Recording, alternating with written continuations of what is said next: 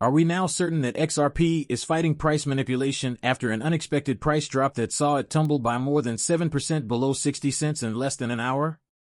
In any case, a software company located in Kenya is paying institutions for ecological insurance by using Ripple's recently launched CBDC platform.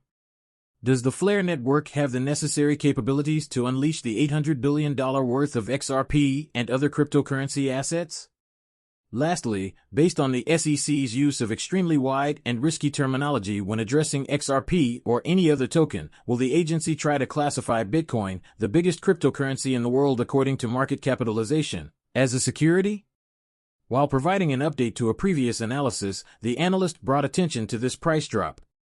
Remember how XRP showed a falling channel on the 4-hour chart last month? They said that XRP had broken out of the channel and might still decline to retest the channel's upper trend line.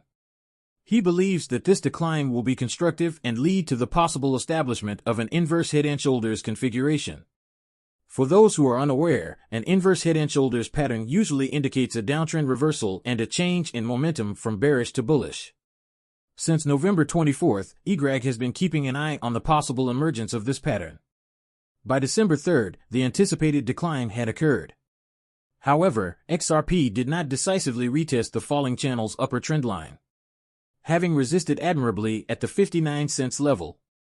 The price decline caused the inverse head and shoulder pattern to form despite this development. XRP projected that XRP might break through the barrier level of 62 cents to maintain its bullish momentum, citing the bullish structure.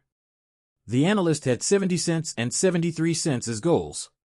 Nevertheless, XRP noted a significant drop in the asset's price in its most recent report on XRP's price movements. The expert said that the decline was the result of price manipulation, drawing attention to the peculiar 4-hour candlestick. XRP's claim is in line with the opinion of the larger XRP community. It's interesting to note that the majority of community members have fiercely denied that organizations trying to profit from XRP's low value are manipulating its price. According to these beliefs, price suppression is the result of this ongoing manipulation. They contend that this price suppression is the cause of XRP's poor performance in recent times, despite the company obtaining legal certainty. XRP is notably just 30% higher than its value before the July 13th decision.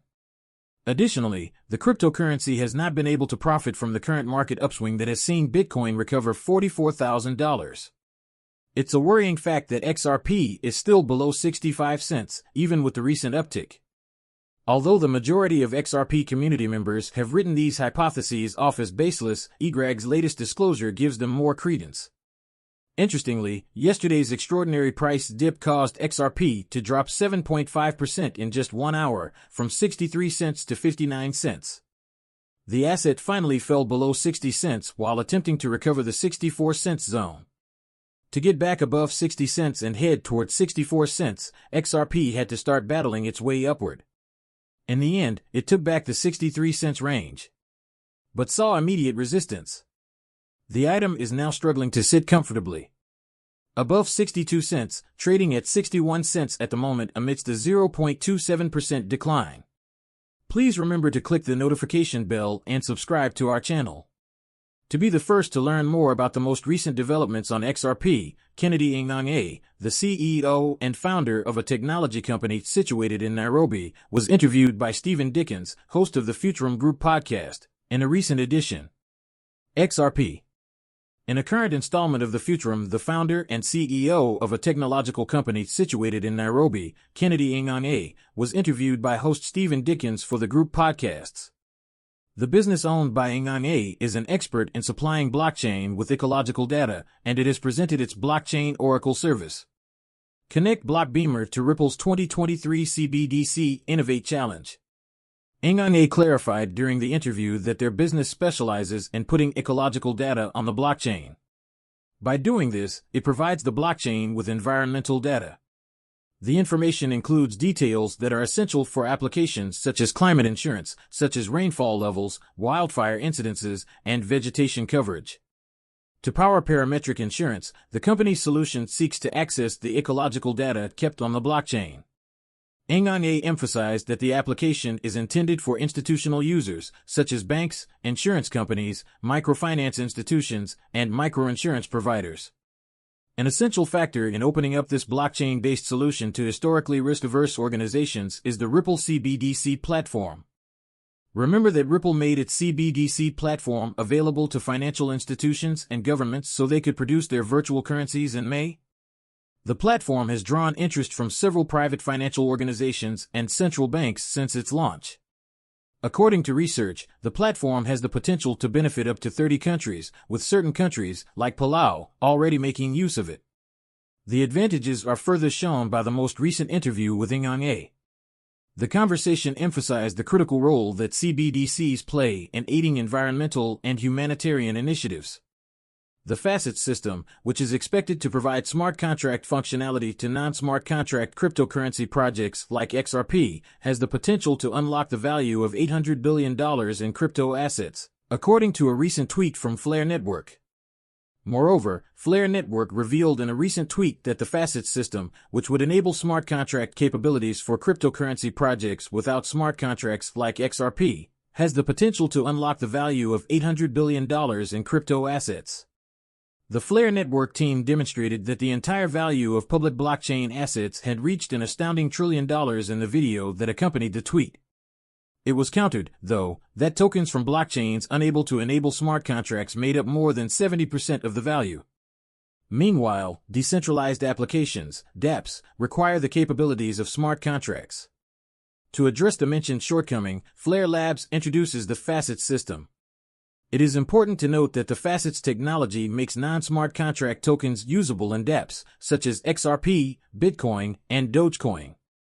Particularly, facets on the Flare network will be created out of these non-smart contract tokens. By doing this, users can take part in decentralized finance, reaping financial rewards and discovering a wealth of unrealized potential. The facets private beta is presently running on Flare's Costin testnet. It is noteworthy that the facets mechanism is not exclusive to the Flare network. Layercake can be used to connect the newly created tokens to other networks. Unlike other solutions for wrapped assets, the Flare team emphasized that Facets stands out as being untrustworthy for non-smart contract tokens. It suggests that when users engage their tokens in smart contracts, they are not exposed to the risk of depending on a centralized middleman. The team also stated that to maintain the system's independence from other parties, it is dependent on Flare's native data collection protocols. It entails utilizing the state connector for trustless transaction verification on the underlying chain and the Flare time series oracle for decentralized price feeds. Notably, backing assets comprise 3 asset types: collateral for Flare native tokens, either wrapped Ethereum or stablecoin collateral, and the underlying asset. The group also observed that independent actors make the minting and redeeming of procedures easier. The fact that assets are coined is noteworthy, as Flare network-based ERC-20 coins that can be bridged to other chains or used within DeFi. Could Bitcoin, the largest cryptocurrency in the world by market capitalization, be classified as a security by the SEC? The key query of the day is now, could the SEC possibly classify Bitcoin, which is the largest cryptocurrency in the world based on market capitalization, as a security? Please remember to click the notification bell and subscribe to our channel to be the first to learn more about the most recent developments around XRP. Renowned cryptocurrency attorney John Deaton has responded to worries that Bitcoin would be classified as a security by the U.S. SEC. Recall that BlackRock recently submitted an updated S-1 filing to the SEC, which included new information concerning the asset manager's compliance with anti-money laundering regulations and the steps required to keep an eye on anomalous price fluctuations. Reacting, market watcher and pro-Bitcoin litigant Joe Carlesare revealed that the SEC desires the security language to be a part of BlackRock's S-1 filing for its planned exchange-traded fund that would be traded in Bitcoin. In a document that he attached to the tweet, Carlesare expressed his worries that the SEC would treat Bitcoin as a possible security. An excerpt from the document stated, "Any enforcement action by the SEC or a state securities regulator asserting that Bitcoin is a security or a court decision to that effect would be expected to have an immediate material adverse impact on the trading value of Bitcoin, as well as the shares." In response, Attorney Deaton recalled that he had before said that all coins are vulnerable since the SEC was utilizing extremely sweeping and risky wording when talking about other tokens and XRP. Deaton observed that a lot of people disregarded his worries over the SEC's assertion that Bitcoin constituted a security. He went on to note that even while senior SEC officials, including Chairman Gary Gensler, had declared that Bitcoin was not a security and the Commission's attorneys in the Ripple case had maintained that the agency had not yet adopted an official stance on Ethereum and Bitcoin, it's important to note that Gensler has stated time and time again that the only cryptocurrency that he believes is exempt from SEC regulation is Bitcoin. In a similar vein, former SEC Director Bill Hinman ruled that Ethereum and Bitcoin were not securities. Attorney Deaton also stated that he has confirmation bias and has stuck to the belief that no position is too ridiculous for the SEC to reject. Michael Saylor and other supporters of Bitcoin were forewarned by Attorney Deaton last year that the SEC would classify the cryptocurrency as a security. Following Saylor's call on the SEC to shut down Ethereum and Ripple for engaging in securities fraud, he remarked. Reacting, Deaton cautioned that the assistance that Bitcoiners are providing to the SEC may ultimately backfire since the agency may change its mind and classify the biggest cryptocurrency in the world as security. Ngane pointed out that CBDCs are essential for Web3 applications, resulting in a hybrid solution that helps businesses and relief organizations that provide aid to those impacted by climate concerns. Ngane described in detail how their parametric insurance solution uses the Shamba network.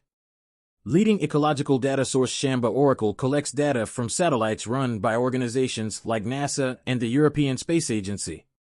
Machine learning and geographic science are used to analyze this data. Usually, the Oracle transfers the data to deliver on-chain data that sets off smart contracts and blockchain applications. To help with insurance decision-making, the parametric insurance solution extracts information from the Shamba Oracle.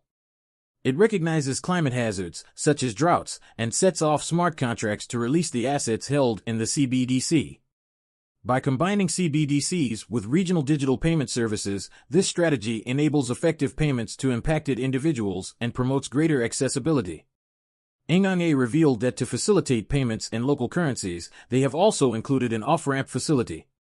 He went on to say that the Ripple EVM sidechain is where their application is being developed. Notably, the essential interface with the Ripple CBDC platform enables the smart contracts underlying their solution to hold the CBDCs distributed on the main network. Verify that you enjoy the video, and don't forget to click the notification bell and subscribe. This is a huge assistance for the YouTube algorithm. By showing this movie to as many people as you can, you may also aid in enlightening others in the same way that you have been enlightened. Let's spread this news far and wide, people. If you truly love cryptocurrencies, make sure to read all of our stuff. We'll talk about the most recent developments that affect the community as a whole tomorrow.